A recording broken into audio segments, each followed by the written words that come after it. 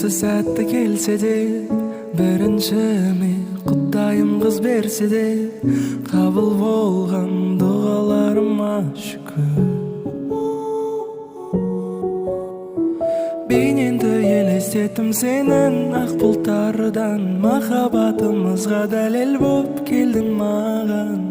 Анашындай сұлулықты берген саған. Қызым менің аманатым, екі ғашықтан жаралған махаббатым. Әкем бар сенде тірі болатын, мәңгі аман.